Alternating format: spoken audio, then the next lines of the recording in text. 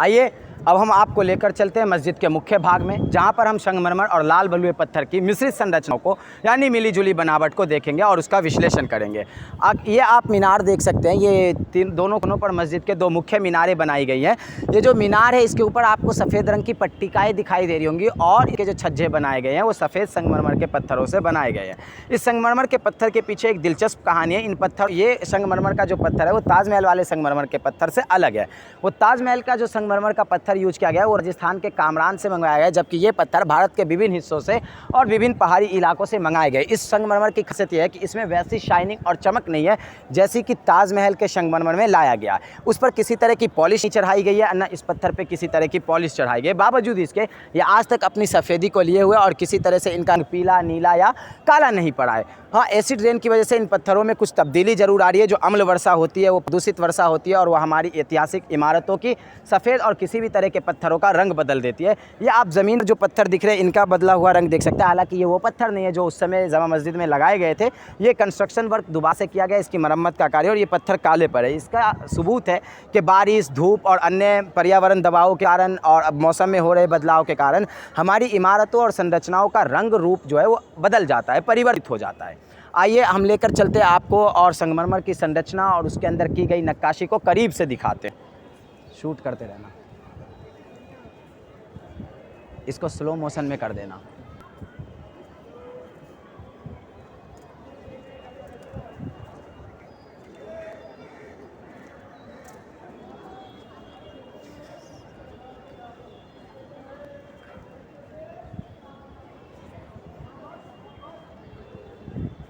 अब हम आपको बताएंगे इंडो इस्लामिक शैली का एक दूसरा नमूना। ये आप देख सकते हैं, कमल के फूल बनाए गए हैं। कमल के फूल भारतीय वास्तुकला में एक विशेष स्थान रखते हैं और पवित्रता के पात्र है, इसलिए इनका इस्तेमाल जब इसमें किया जाता है तो ये कला जो है अपने आप इंडो इस्लामिक वास्तुकला हो जाती है। जब आप इस विशाल मीनार की संरचना को देखेंगे तो लोग हैरानी करते हैं कि ये आखिरकार उस दौर में, जबकि इतने ज़्यादा टेक्नोलॉजी और प्रौद्योगिकी का इस्तेमाल नहीं किया जाता था, कैसे बनाया गया।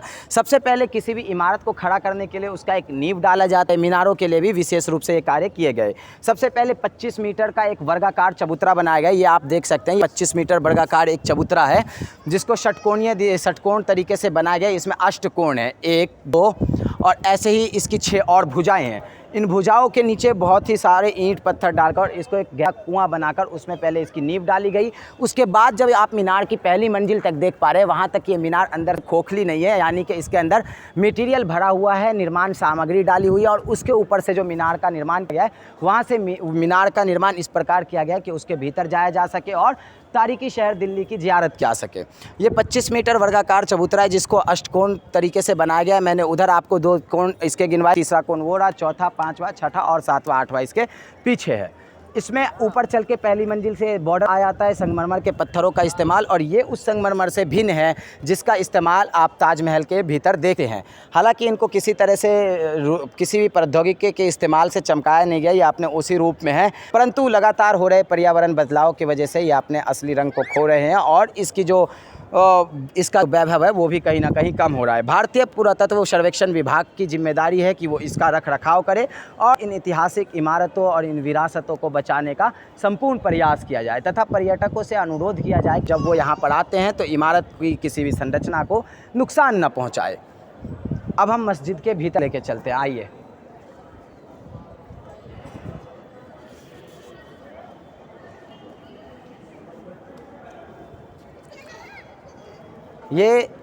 ये संगमरमर के पत्थरों की संरचना है। अब जिसका कलर आप देख सकते हैं यहाँ पर पीला पड़ने लगा। ये ज़रूरी नहीं है कि बारिश के पानी से बाहर ये मौसम, धूप, धूल, प्रदूषण और लगातार होने वाले जो साफ़ सफाई में प्रोडक्ट्स यूज किए जाते हैं, कई बार हम क्लीनर डालते हैं, उसकी वजह से भी पत्थर अपना रंग खो देते हैं। और ये देख सकते हैं आपके जो पत्थर होते हैं संगमरमर के, धीरे धीरे वो चूने पत्थर में भी बदलने लगते हैं और इसमें ये चूने पत्थर के गहरे निर्माण के बाद ही संगमरमर का भी निर्माण हो जाता है जिसको शैल खड़ी से बनाया जाता है। इन पत्थरों का इस्तेमाल इमारत में 4 चांद लगा देता है और लाल बलुए पत्थरों के साथ जब संगमरमर के पत्थरों का इस्तेमाल किया जाए तो इमारत की भव्यता में एक नायाब चांद लग जाता है, एक बेहतरीन सी खूबसूरती आ जाती है। उसके भीतर इस तरह के पत्थरों को, ये काले संगमरमर के पत्थर है। बहुत कम लोगों को पता है कि संगमरमर भी विभिन्न प्रकार के होते हैं। आमतौर पर संगमरमर का जो प्रमुख रंग है वो सफ़ेद है और उसी को इस्तेमाल किया जाता है। संगमरमर काले रंग का भी होता है और दूसरे रंगों में भी ये उपलब्ध है। ये इस बात पर निर्भर करता है कि संगमरमर को कौन से स्थान से लाया गया और वहाँ का जो पर्यावरणीय जो माहौल है, वहाँ का जो क्लाइमेट है, वेदर है, वो कैसा है, उस हिसाब से किस तरह के दाव में वो पत्थर तैयार हो रहा है, किस तरह की चट्टानों से वो संगमरमर निकाला जा रहा है। काले संगमरमर को की नक्काशी की गई थी सफ़ेद संगमरमर के भीतर, जो कि अब खाली हो रही है। किसी कारण में समय के साथ ये टूट रहे हैं और इसके भीतर से निकल रहे हैं।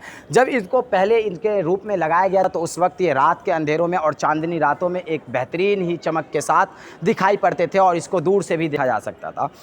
जब मस्जिद के बारे में एक ख़ास बात यह है कि मस्जिद का जो मिंबर बनाया गया था वो लाल किले में जो दीवान आम और दीवान ख़ास में तख्ते ताऊस को रखने की जगह है, उससे ऊंचा बनाया गया था।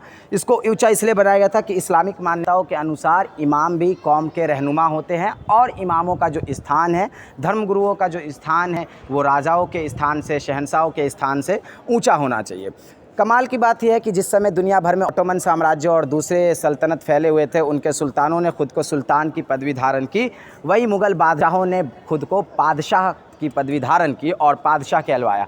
पादशाह एक फ़ारसी का शब्द है जिसको उर्दू में हम बादशाह कहते हैं और बादशाह का मतलब होता है बाद ए शाह, मतलब कि खुदा के बाद ज़मीन पर, यानी कि वो उसका प्रतिनिधि है यहाँ पर, और ईश्वर के बाद अगर किसी का मकाम है तो उसका ही आता है। लेकिन बादशाह इस बात का विशेष रूप से ध्यान रखा कि मस्जिद की संरचना और इसके मिंबर का जो कार्य है वो जो तख्ते ताऊस को रखने की, मयूर सिंहासन को रखने की जगह थी लाल किला में, उससे ऊंची होनी चाहिए। और इसका जो गेट नंबर 2 था उसको इस तरह से डिज़ाइन किया गया था कि इसके सामने नीचे फव्वारे लगे हुए थे, जो वक्त के साथ ख़त्म हो गए, विलीन हो गए, समय के साथ खो गए, टूट गए और उनकी मरम्मत का ध्यान नहीं रखा गया।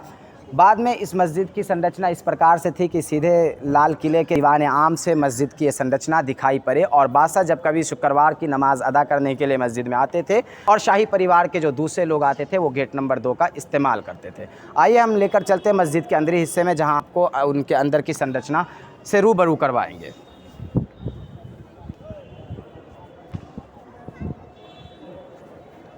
रोक दो, क्या हुआ?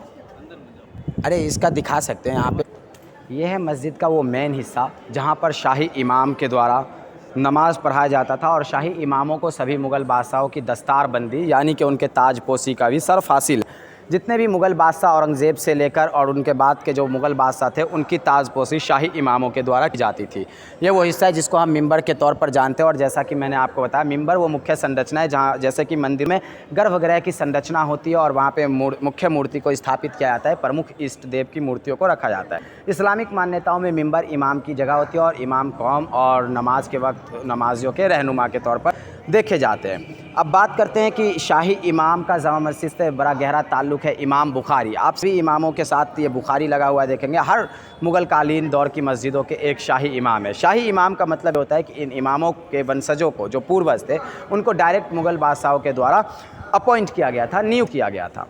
सबसे पहले बात करते हैं जामा मस्जिद के जो पहले शाही इमाम थे, हज़रत सैयद अब्दुल गफ़ूर शाह बुखारी।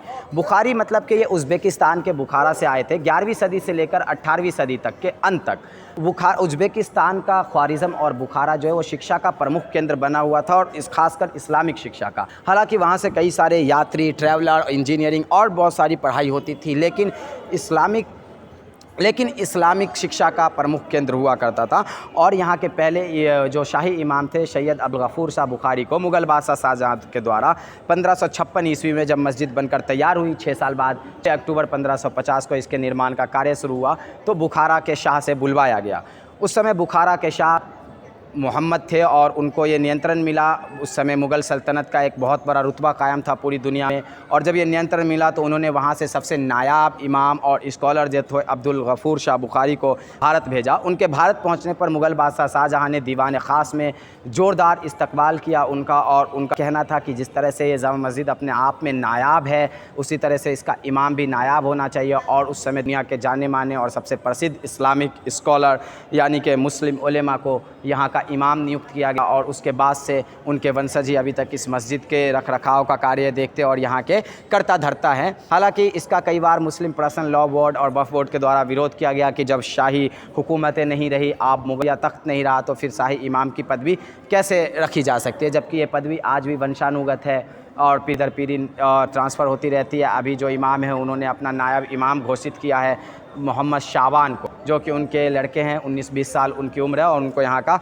आगामी जो अपकमिंग है कि आने वाले समय में जो यहाँ शाही इमाम होंगे वो मोहम्मद शाबान बुखारी होंगे।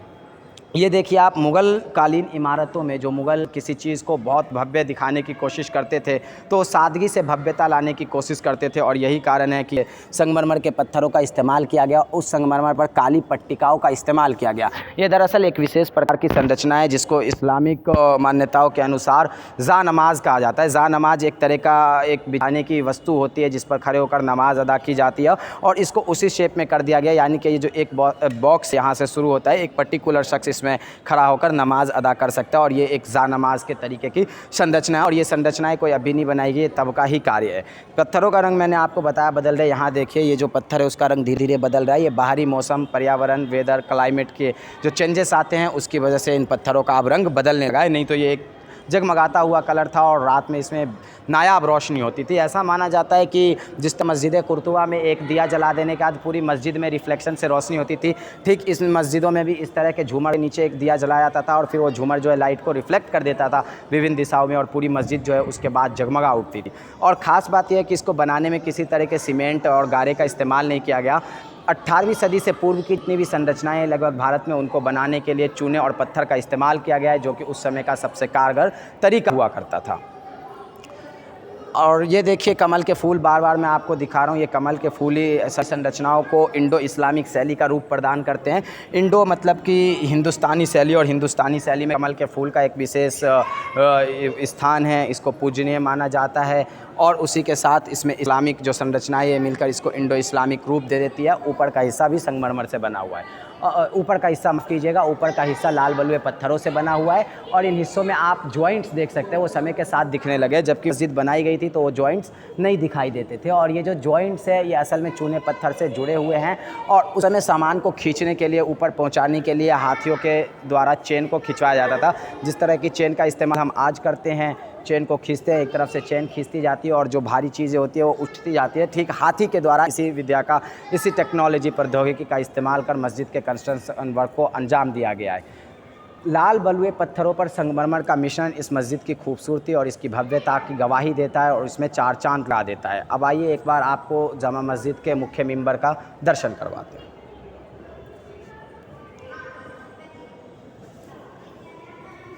ये वो जगह है जहाँ पर मैं शोर करूँगा मेरी आवाज़ गूंजेगी और ये आप दीवारों पे देख सकते हैं किस तरह से लाल बलुए पत्थरों पर संगमरमर के पत्थरों की नक्काशी की गई है और लेकिन इसका कलर जो है वो फीका पड़ने लगा है। ये संगमरमर के पत्थरों से मिंबरों का डिज़ाइन किया गया है। मुख्य मिंबर की ओर चलते हैं और देखते हैं कि उसकी संरचना कैसी थी।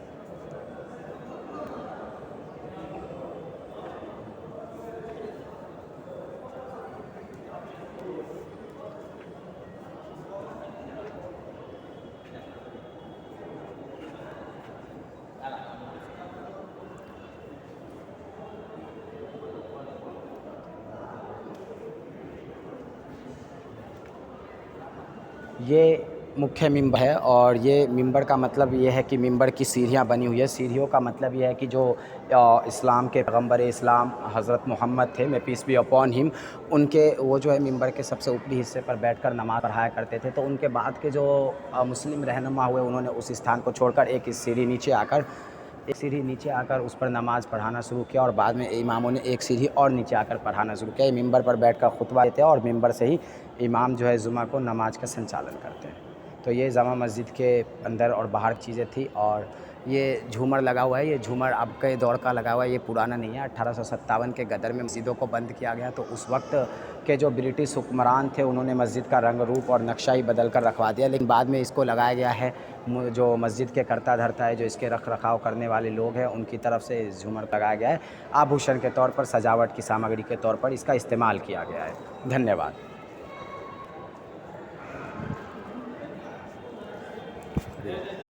ऐतिहासिक जामा मस्जिद की ये सीढ़ियाँ और इसके सामने का एक्यूरेट व्यू आप देख सकते हैं। ये जो जगह दिखाई दे रही है, ये दरअसल शाही रास्ता था मस्जिद में एंट्री करने का, और इस शाही रास्ते के एकदम मध्य में बीच में फव्वारों की और पानी के छोटे छोटे जलाशयों की व्यवस्था की गई थी, जो इस मस्जिद की खूबसूरती को और किले से मस्जिद को जोड़ने में एक नायाब खूबसूरती पैदा कर देता था।